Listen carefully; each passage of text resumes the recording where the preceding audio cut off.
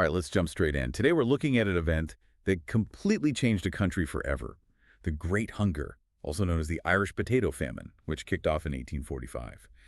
And our goal here is to really understand how the failure of just one single crop could lead to such a huge catastrophe. Okay. We're talking about a disaster where biology, economics, and politics all collided. Exactly. To get your head around it, you have to realize just how dependent people were. The potato wasn't just a food. For about 3 million people in the countryside, it was the only food. The whole society was built on this one crop. Okay, so let's start there with the biology. What actually happened to the potatoes? It was a fungus-like organism, an airborne one called Phytophthora infestans. Which literally means plant destroyer. And it really was. It was unbelievably fast. We're not talking about a bad harvest. We're talking about total destruction. A farmer's field could look perfectly healthy one day. And the next. The next, it was just a field of black, smelly, rotten mush. And back in the 1840s, they had no idea what was causing it, so they were completely helpless. So the blight was the disease. But why did it spread across the entire island so effectively? It comes down to one specific variety of potato, the lumper. Almost every small farmer grew it. Why that one? Because it grew almost anywhere, even in really poor soil, and you got a huge number of potatoes from a very small plot of land. For a family renting a tiny farm, it was the perfect crop. But it had a hidden weakness. A massive one. It had almost no genetic diversity. You can think of basically every lumper potato in Ireland as an identical clone. So once the blight arrived, it didn't have to adapt. It just found the same easy target everywhere it went. Exactly. It just swept across the country like wildfire through a dry forest. It was a biological monoculture, and it was a catastrophe waiting to happen. And the scale of the human dependence is just mind-boggling. An average adult man would eat something like 10 to 14 pounds of potatoes a day. Every single day.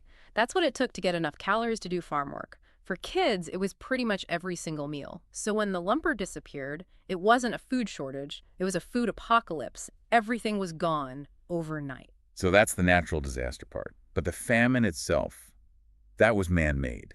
Yeah. And it really starts with the question of who owned the land itself. Right. Ireland in the 19th century had this really rigid social structure. A very small group of wealthy landlords owned almost all of the land. And a lot of them weren't even living in Ireland. No, they were absentee landlords. They lived in England, mostly, and their Irish land was just an investment, a source of income. Which created this terrible economic trap for the Irish farmers who rented the land. A complete trap. They had to grow cash crops, things like oats and wheat on their best land just to sell to make money for the rent. So they were growing perfectly good food. Perfectly good food that they were legally forbidden from eating.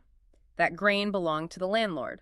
Their only food was the potato, grown on the poorer soil. And the awful logic here is that if your potato crop fails, you have nothing to eat, but you also have no money to pay the rent for the land where the grain is growing. Which meant eviction.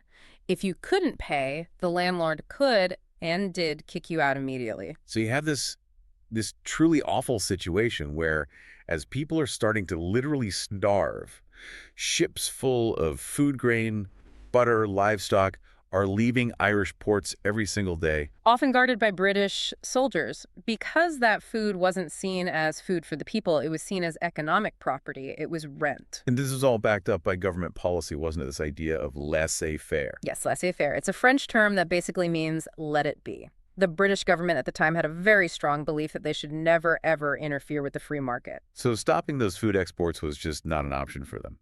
To them, it would have been a disaster for the economy. The theory was more important than the reality. So even after 1846, when the crop failed for a second, much worse time, they let the exports continue. It's a terrifying example of an economic idea being valued more than human lives. And you can just imagine the suffering on the ground.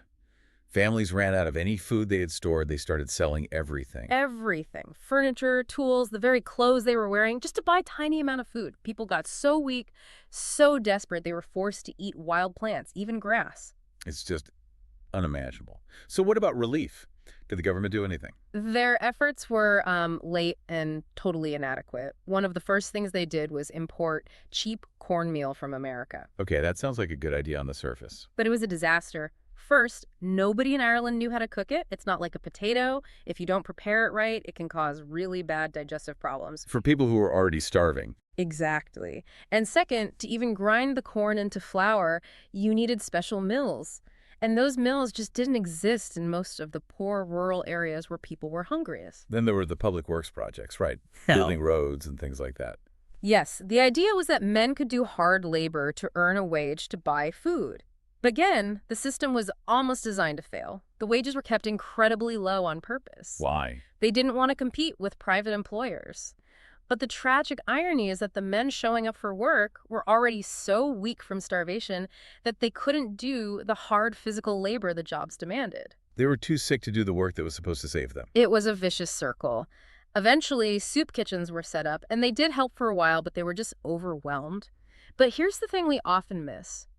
It wasn't actually starvation that killed the most people. It was disease. Yes. Mass starvation just demolishes your immune system, so people couldn't fight off anything. And outbreaks of what? Typhus. Typhus and something called relapsing fever.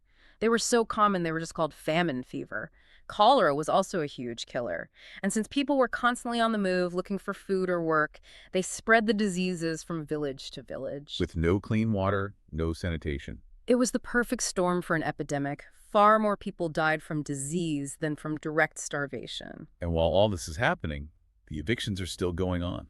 They actually got worse. Some landlords saw the famine as a chance to clear their land of all these small, unprofitable tenant farmers. To do what with the land? To create big, open pastures for raising cattle, which was much more profitable. So they evicted thousands upon thousands of families. And to make sure they never came back, their agents would pull the roofs off their cottages. Leaving them completely homeless. Where did they go? Many ended up in ditches. Or they dug holes in the ground, covered them with sod and branches. These were called scalpines. It's just the absolute bottom of desperation. And the other option was the workhouse. The workhouse was the place of last resort, and it was designed to be horrible to discourage people from going. How so?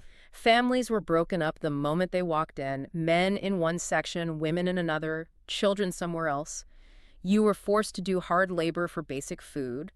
And as the famine got worse, they became horrifically overcrowded. So they became hot spots for disease. Exactly. For many people, going into the workhouse was seen as a death sentence. So faced with eviction, disease, and the workhouse, millions just left. They had no choice. It triggered one of the biggest waves of immigration in modern history. Millions fled to America, to Canada, Australia, Great Britain.